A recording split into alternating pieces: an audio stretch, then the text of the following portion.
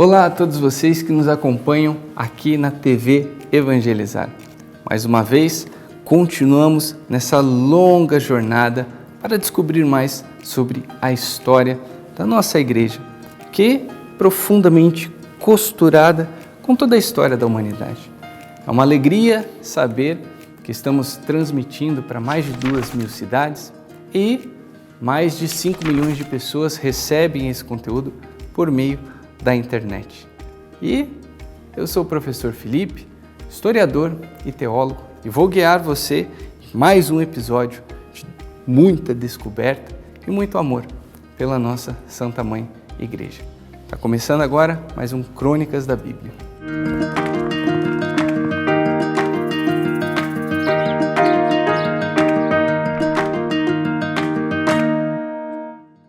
Após diversos milagres, após diversos ensinamentos, muitos discursos bonitos, muitos ensinamentos ao longo de toda a região de Israel, desde a Galileia até a Judéia, depois da oração do Pai Nosso, que Jesus nos ensina, depois do Sermão das Bem-aventuranças, de diversos milagres, está na hora agora vamos dizer assim, a batata quente, passar para a mão dos apóstolos.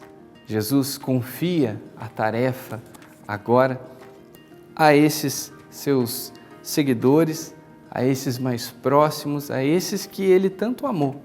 E após o derramamento do Espírito Santo, como nós falamos em capítulos anteriores, temos essa cena de transformação daquele personagem que deixa de ser mais alguém na sociedade, uma pessoa comum, e começa a se tornar um super-herói. Agora, a igreja não tem mais só o desafio de caminhar dentro do seu território, de falar somente com os judeus. Agora, esse desafio começa a crescer. Agora a igreja começa a dialogar com outros povos.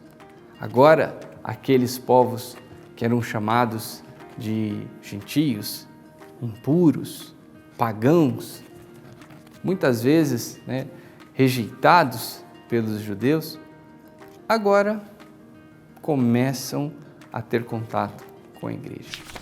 E como é que vai acontecer esse acolhimento? Como é que vão ser batizados?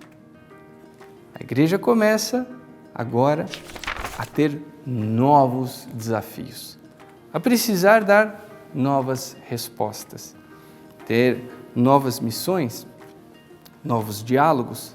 Esses braços para abraçar a humanidade, eles precisam se completar, precisam crescer. Esse abraço precisa ficar cada vez maior.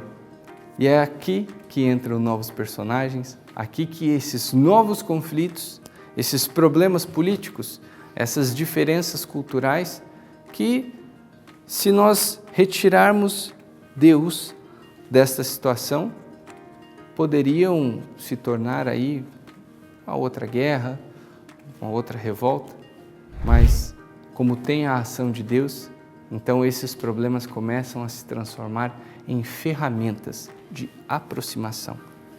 A igreja começa a ensinar as pessoas a ver que somos como pecinhas de um quebra-cabeça. Nós precisamos ser diferentes para que a figura seja montada. Se você tem um quebra-cabeça que todas as peças são iguais, não tem como montar. Você pode até fazer aquela figura bonita, mas uma pecinha não vai encaixar na outra. Não tem como. Agora, com pessoas diferentes, com formações diferentes, aí sim a igreja começa a se completar. Vemos isso com a chegada de Paulo, veremos isso mais para frente com a chegada de outros jovens, outras pessoas que começam a seguir os apóstolos e começam a se apaixonar por essa doutrina e começam a levar também a palavra de Deus a diversas culturas. Vamos dar uma olhadinha aqui neste desenho, olha só que interessante. Temos aqui, vamos olhar desse lado primeiro no mapa. Temos ali a divisão do que hoje nós chamamos de Terra Santa. Ali em cima, a região da Galileia, no meio, a Samaria e aqui embaixo, a região da Judéia. Agora, na região ali da Samaria, no cantinho, bem colado com o mar Mediterrâneo, teremos um episódio muito interessante, em que o líder da igreja vai se encontrar com um importante homem do Império Romano. E olha que interessante, os primeiros registros que nós temos em Atos dos Apóstolos sobre os romanos, até parece que eles são bonzinhos. A função de vilão fica com os fariseus, com os saduceus, essas pessoas que são frequentemente registradas ali como pessoas de coração duro, coração de pedra. E alguns poucos romanos que são citados ali parecem ter uma fé, às vezes, até maior que a dos apóstolos. O centurião romano que acredita que o mestre pode resolver o seu problema. Nós temos agora, neste episódio, vamos tratar desse encontro muito interessante de Paulo e Cornélio e como é que a igreja vai expandir. Então, é interessante que nesse cenário, nesse corredorzinho, teremos aí um episódio muito interessante. E olhando para esse outro lado, aqui, como já usei esses personagens outras vezes, temos a autoridade romana, temos a autoridade local ali dos judeus, e o que aparentemente poderia ser motivos de guerra, o que a princípio poderia ser um motivo para qualquer desentendimento que levasse a uma revolta, a um conflito político muito complicado. Você tem uma visão politeísta, você tem um exército muito bem treinado, muito bem armado, que claramente consegue vencer as forças de Israel. Você tem do outro lado uma visão muito rígida sobre o Criador, você tem um conjunto de regras, você tem uma tradição muito bonita, mas defendida por uma metodologia meio violenta, vamos dizer assim. Culturalmente falando, politicamente falando, parece que nunca vai dar certo isso aí. Mas entra um fator diferente. No capítulo passado, falamos sobre a entrada de Paulo nesse cenário. Agora, nós vemos também como a igreja ela vai aos poucos deixar de ser vista como uma heresia judaica e uma provável ameaça ao poder romano e começa a ser uma ferramenta de união. Aos poucos, as pessoas começam a entender que a fé no Messias não significa desrespeitar o poder romano, não significa desrespeitar as autoridades temporais. É difícil compreender isso com aquele contexto bem conturbado, mas os cristãos vão conseguir. Que neste capítulo 10, aqui do livro de Atos dos Apóstolos, temos a descrição de um personagem que eu acho muito curioso, que é Cornélio, um oficial romano. Ele é descrito como alguém temente a Deus, um homem justo, e que ele vem desta cultura de adorar a diversos deuses. Então, vamos pensar o seguinte: você tinha a deusa da fertilidade, Deus da guerra, Deus dos mares, Deus do céu, você tinha o Deus da vida, o Deus do submundo. Então, tudo isso, cada Deus tinha sua função E a relação deles com os homens não era uma relação de carinho, de amor, algo completamente diferente do que Jesus vai falar quando nos ensina a oração do Pai Nosso. Pai Nosso que estais no céu. A relação entre os pagãos, entre deuses e homens, é simplesmente de senhor e servo. Você tenta alegrar essa divindade para que ela, na pior das hipóteses, não se irrite com você. Isso já seria um lucro muito grande. Mas esse padrão, essa busca deste sagrado, esse entendimento sobre como alcançar essa bênção, como alcançar algo, um presente, algo dado pelos deuses, começa a mudar na consciência desses povos. E é incrível, porque diz que Cornélio, ele tem esse amor por essa doutrina, ele tem um entendimento sobre esse único e verdadeiro Deus, mas não nos é contado quem evangelizou esse cara, quem falou de Deus para ele. Porque Pedro, quando vai encontrá-lo, fica até surpreso com o que estava acontecendo ali.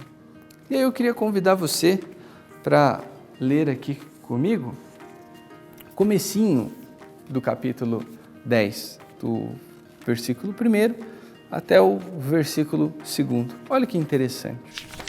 Havia em Cesareia um homem por nome Cornélio, centurião da corte, que se chamava Itálica. Era religioso. Ele e todos de sua casa eram tementes a Deus. Olha que interessante. Dava muitas esmolas ao povo e orava constantemente. Olha que incrível.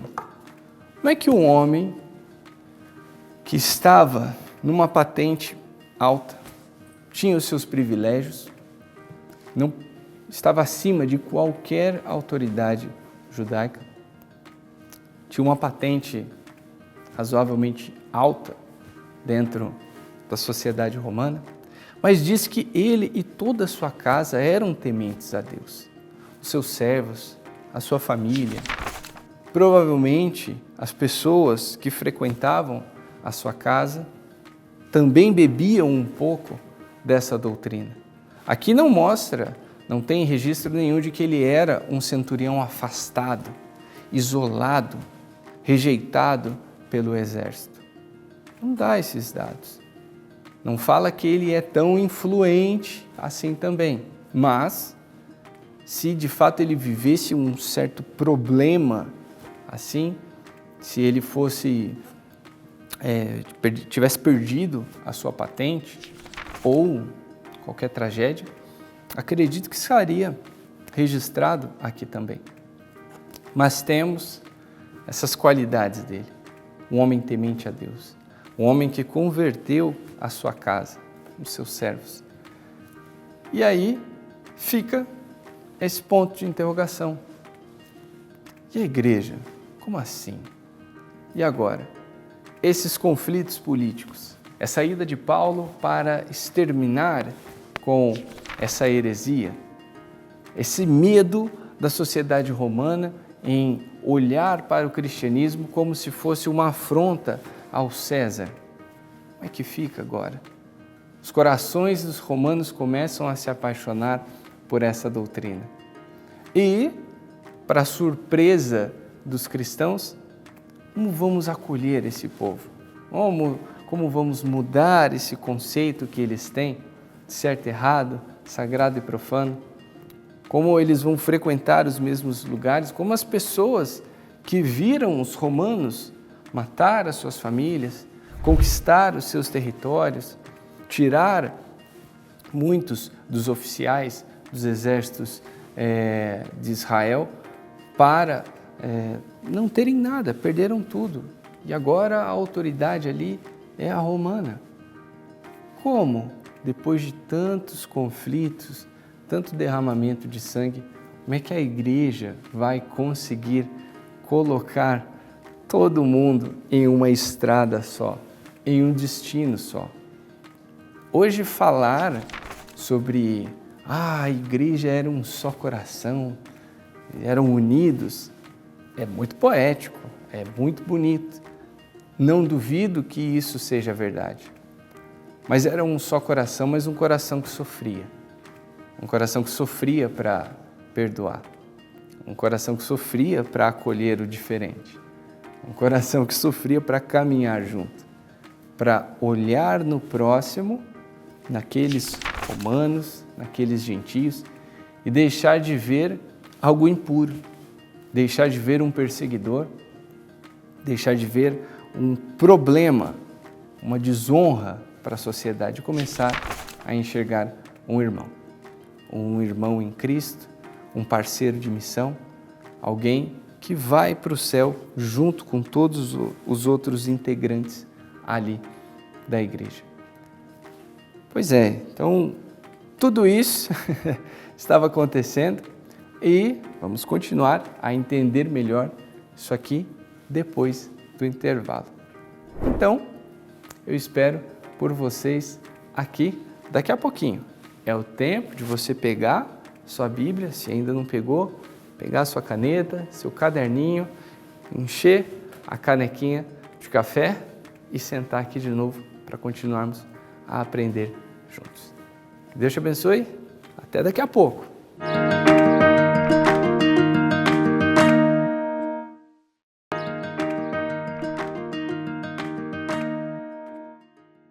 Estamos de volta aqui com Crônicas da Bíblia e nesse episódio em que começamos a entender melhor como foi o encontro dessas mentalidades tão diferentes. A crença em um único Deus que habitou entre nós, que morreu, que ressuscitou e deixou uma autoridade, uma missão para os membros da sua igreja. E essa mentalidade que vai se encontrar com o politeísmo, com a ideia de que existem vários deuses, casais primordiais que deram origem às primeiras comunidades de homens e mulheres, ou um casal primordial que deu a origem aos primeiros animais, os deuses responsáveis pela vida no mar, aqui na terra, pelo próprio mar, pelos limites do mundo conhecido. Quem seriam os deuses, espíritos, criaturas fantásticas que guiariam a alma do homem após a sua morte? O que acontece? Cada cultura vai oferecer uma resposta diferente. E com o cristianismo não seria diferente. Mas além de oferecer resposta para aqueles que começavam a participar da igreja, essa linha de pensamento começava a encontrar outras filosofias, outras noções de sagrado e profano, de salvação e perdição. Como é que isso aconteceu? Nesse episódio, falando do encontro maravilhoso de Pedro e Cornélio, aqui vemos essas visões de salvação, de perdão, de relação com o transcendente, de como é um Deus, como ele se manifesta na sociedade. Tudo isso a igreja vai enfrentando, tudo isso os membros da igreja vão crescendo,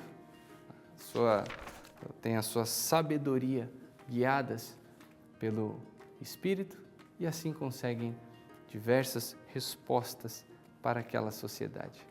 E aqui vamos olhar aqui para nosso primeiro Papa, nosso primeiro líder, ele que vai ser um dos protagonistas de um encontro muito interessante. No primeiro bloco nós falamos sobre Cornélio, um oficial romano. A Bíblia aqui o descreve como alguém justo, temente a Deus, alguém que coloca ali, que reza junto com a sua casa, com todos os seus servos, que dava esmola. E agora vamos ver algo muito interessante. Vamos pensar o seguinte: Deus, ele não vai atuar na sociedade como mágica, como um raio que cai, escreve no céu e tem poeirinha mágica. Muitas vezes as pessoas esperam isso, se decepcionam com Deus, se decepcionam com a fé, porque precisa do efeito especial. E não é assim que ele trabalha. Ele escolheu construir junto com a sua criação, como um pai que vai desenhar com o filho. Ele sabe das limitações do filho, mas o seu prazer está em fazer junto, em ensinar, ter a participação dele naquela obra de arte. E aqui que é interessante, porque assim como Deus abria as portas para todos os povos, o Espírito também educava os membros da igreja. Eles também precisavam estar preparados para receber essas pessoas. E aqui que é interessante, que nesse episódio Deus tem uma conversa muito séria com Pedro, para que ele não chamasse de impuro aquilo que ele fez. Então aqui nós começamos a ter uma quebra cultural muito interessante com relação aos alimentos que os judeus podiam e não podiam consumir, com relação à observação do sábado, com relação à visão do próximo, do gentio, do pagão, como se não fosse algo sujo, algo proibido, algo ruim, mas agora em Cristo somos todos uma família. Agora não vamos, digamos assim, ignorar, jogar fora, desrespeitar toda a tradição, toda a história que Deus criou com o homem, mas vamos entender de fato o que é que ele sonhou, qual é a salvação, qual é a função do povo eleito agora. Quem é esse povo eleito agora? A princípio eram só os judeus, mas agora todos os povos, né, são convidados a serem os povos de Deus. E é interessante que aos poucos, muitos que criam em diversos deuses começam a ter contato com essa, vamos usar esse termo filosofia de vida, porque naquele momento a fé cristã era encarada como uma simples filosofia de vida. Mas ao momento em que Pedro testemunha a fé daquelas pessoas que tinham uma tradição cultural em adorar diversos deuses da fertilidade, do lar, da guerra, sabedoria, dos mares, do submundo, começam a ter contato e se apaixonar pela fé cristã. E quando olhamos aqui ainda no capítulo 10, versículo 44 e o 45, temos um registro muito interessante, que é quando Pedro chega na casa de Cornélio e naquele contato temos esse registro muito interessante. Estando Pedro ainda a falar, o Espírito Santo desceu sobre todos os que ouviam a santa palavra. Os fiéis da circuncisão, no caso aqui os judeus, que tinham vindo com Pedro, profundamente se admiraram, vendo que o dom do Espírito Santo era derramado também sobre os pagãos. Então aqui é interessante, porque essas figuras mitológicas começam a dar lugar à ação do Espírito Santo. Aqui a igreja dá mais um passo para ser um só coração, para ser uma só igreja, um só povo e todos caminhando rumo à salvação de Cristo. E assim como lá atrás, aquela família de Cornélio, que aos poucos deixava a sua fé nos deuses, eles vivem esse derramamento do Espírito Santo, um sinal de que Deus abraçava todos os povos. Aqui somos um só coração, uma só igreja. A mesma coisa aqui neste programa. Estamos juntos como uma só igreja, um só coração, um só derramamento do Espírito. E eu espero que você tenha gostado, espero por você no próximo episódio também. Vou ficando por aqui e que Deus abençoe todos vocês que nos acompanham aqui. Até o próximo episódio.